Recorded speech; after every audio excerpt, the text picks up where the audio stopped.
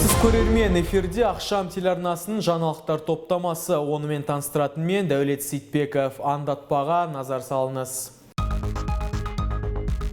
Шынболат Ділдебаев атындағы Кеншілер сарайында жылдың ең үздік мұғалімі анықталды.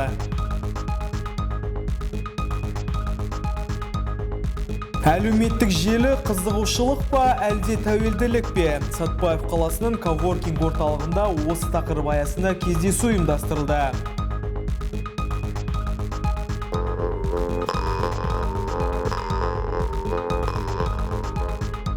Телеарна тілшілері шығармашыл Құрмет Базаровпен кездесті.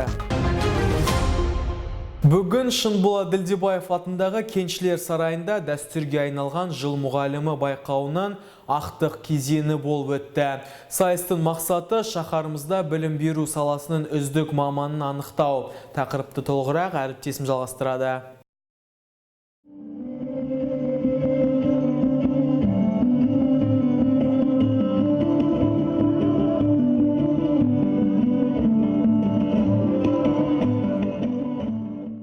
Қаламызда жыл сайын дәстүрлі түрде өтетін жыл мұғалімі байқауы биылда өз жалғасын тапты. Ұстаздардың біліктілігі мен шығармашылығын арттыру мақсатында ұйымдастырылған биылғы байқау 3 кезеңде өткізілді. Бірінші және екінші кезеңде қаламыздың барлық білім ордаларынан қатысқан ұстаздар өз пәндері бойынша сабақтар мен сабақтан тыс іс-шараларын өткізді. Ал байқаудың үшінші кезеңі ақтық мәреге әділқазылардың шешімімен 7 қатысушы өтіп, өзара бақ сынасты.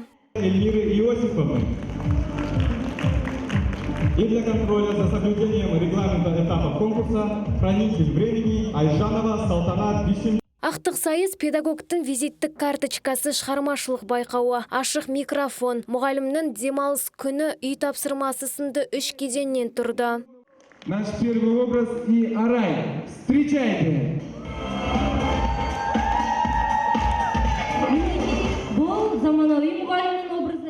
Ашық микрофон кезеңінде мұғалімдер рухани жаңғыру, 21 ғасырға лайықты тәрбиенің сапалық негізгі хабарламаларын талқылады. Ал соңғы кезеңде қатысушылар оқушылармен ортақ тіл таба білу қабілетін көрсетіп қана қоймай, сонымен қатар өздерінің жұмыста, отбасында және қоғамдық өмірде қалай үлгеріп жатқандығы туралы баяндап берді.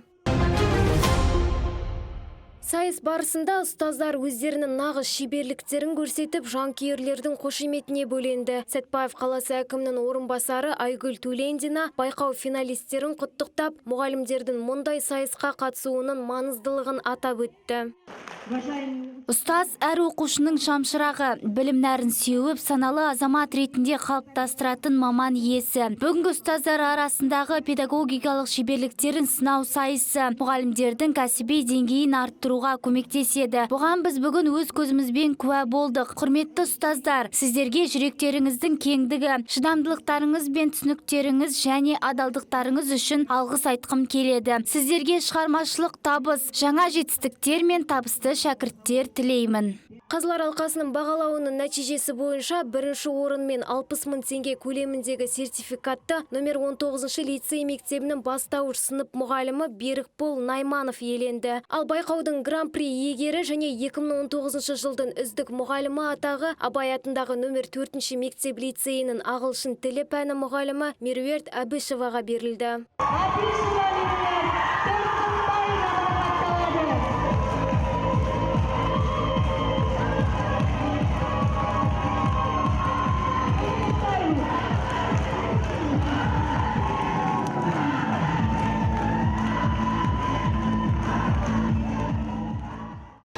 Жыл мұғалімінде гран-при иегерімін, өте қуаныштымын. Маған көмектескен жандарға өте рахмет, әсіресе өзімнің әріптестеріме. Бүгінгі мен жыл мұғалім 2019 бірінші орын иегерімін.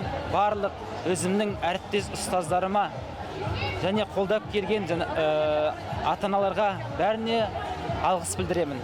Рахмет көп-көп. Осы байқаулар жылдан жылға жалғаса берсе, ұйымдастыра берсе, оған әр мектептен жастарды қамтыса, жастар жағы белсенді деп сенемін. Байқаудың қорытындысы бойынша бірінші, екінші, үшінші орынды иеленген жеңімпаздар мен номинация жүлдегерлері ақшалай сыйлықтармен және дипломдармен марапатталды. Айта кетейік, байқаудың басты мақсаты білім беру қызметкерлерінің мәртебесін көтеру. Диана Абдықалықова, Әділхан Қали, арнайы ақшам жаңалықтар үшін.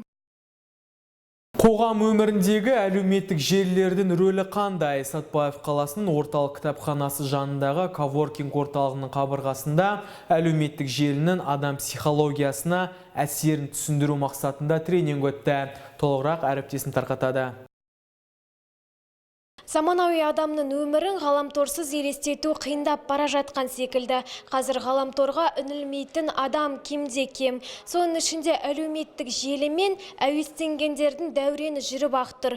Әрине ақпараттық технологиялар мен әлеуметтік желілердің пайдасы шаш етектен екені рас. Алайда таяқтың екі ұшы болатын сияқты әлеуметтік желілердің залалы да жетерлік. Ол тіптен пайдасынан көбірек болып жатады. Сондықтан әр адам әлеуметтік желіні пайдаланбас бұрын оның пайдасы мен залалын таразыға салғаны дұрыс. Алайда кейбір ғаламтор қолданушылары әлеуметтік желіні дұрыс қолдана білмейді. Әсіресе жастар бос уақыттарын түнімен телефонмен өткізіп, соның салдарынан күндіз меңіреу, селқос жанның күйіне түседі. Ұйқысы қанбай, күн тәртібі бұзылады. Бұл мәселенің алдын алу мақсатында коворкинг орталығының ұжымы жастарға арнап тренинг өткізді. Кездесу барысында түрлі эксперименттер жасалып, ғаламтордың адам өміріне әсері жайлы сұрақтар қойылып, студенттер қоғам өміріндегі әлеуметтік желілердің рөлі жайлы өз ой-пікірлерін ортаға салды. Жиналғандардың бір тобы ғаламтордың зияны туралы сөз қозғаса, енді бір топ ғаламтордың мүмкіншілігіне тоқталып өтті. Мен әлеуметтік желідегі Инстаграм бөлімінде өзге адамдардың өміріне қызығушылықпен қараймын. Шын өттіңіз, шын. Біреу қымбат көлікке мініп алса, біреу шетелде қыдырып жүрсе, сіздер қызығушылықпен қарамайсыздар ма? Жоқ дейді, шын жауап беріп жатсыздар ғой, Әлеуметтік желіні өзімде қолданамын. Бірақ қолданған кезде мен өзіме керекті ақпаратты аламын әрине. Бірақ кейде әлеуметтік желі өзінің істерімді ұмыттыруға да өз зиян тигізеді. Сол себептен әлеуметтік желі өте пайдалы нәрсе, бірақ өзінде минустары болады. 21 ғасырдың осы вирусы әлеуметтік желі болғандықтан бүкілі қолданылады. Бірақ кейбір достарымда оны дұрыс пайдаланбайды. Ақпарат үшін емес, оны ойындарға текке уақыт өткізіп, аналарды тыңдамай, ата-аналар бір нәрсе айтса, оны жоқ деп сөз қайтарып, адам психикасын бұзады осы әлеуметтік желі. Әлеуметтік желі адамдарды өзіне тәуелді етеді, күнделікті тұрмыс тіршіліктен алыстатып, виртуалдылыққа жетелейді. Коворкинг орталығында өткен тренингтің мақсаты әлеуметтік желінің денсаулыққа әсерін түсіндіру, ұялы телефонды оңтайлы пайдалануға тәрбиелеу және ғаламторға тәуелділіктің алдын алу. Бүгінгі күні осы коворкинг орталығында әлеуметтік желі және мен атты тақырыбында студенттер арасында тренинг өткен болатын. Бұл тренингте біз қазіргі нағыз өзекті мәселелерді қозғадық.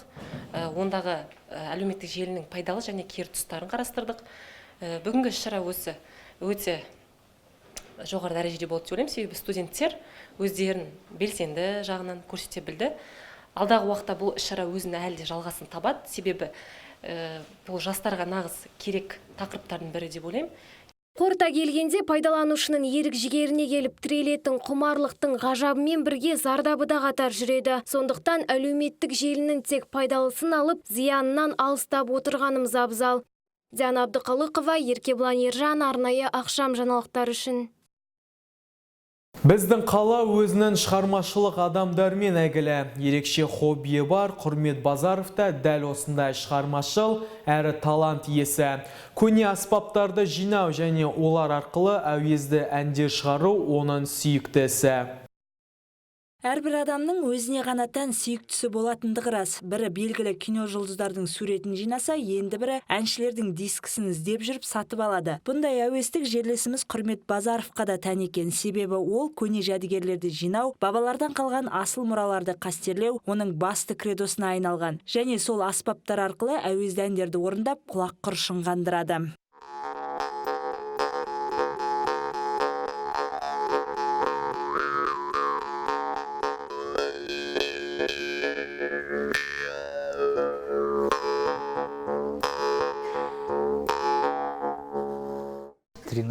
Мен 2014 жылдан бастап көне аспаптарды жинаумен айналыса бастадым. Мынау шаңқобыз деп аталады. Мына тұрғандар жинақтарымның бір бөлігі ғана, және бұл аспаптар әлемнің әр елінің аспаптары. Аспаптарды жинауға әуестігім аяқ астынан туындады десем болады. Бір кездері баяншының шаңқобызда ойнағанын көріп, әуенін естігенде аспапқа деген қызығушылығым артты. Содан бері осы аспаптарды жинауды әдетіме, сүйікті ісіме айналдыра бастадым. Әр аспаптың өзіндік ерекшелігі, әрі өзіндік әуені бар. Олар бір-біріне ұқсамайтын әуендерді шығарады деген коллекционер әр аспаптың құлағында ойнап керемет әуендерді орындап берді. Сондай-ақ құрмет коллекциясында аспаптардың 20 түрі бар. Олар кез келген ұлттық өнердің, оның ішінде қазақтың музыкалық палитрасының бөлігі. Әр аспаптың өзіндік сипаттамалары бар.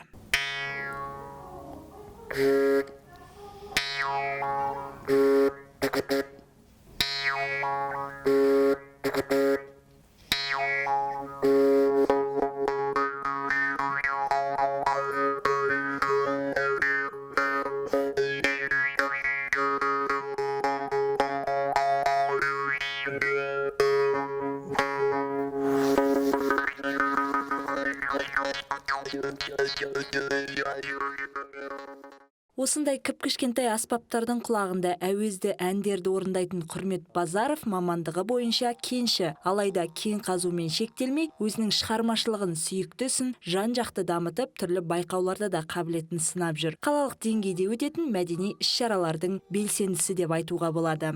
Алтынгүл Төлегенова, Бақытжан Молдағалиев, арнайы ақшам жаңалықтар үшін.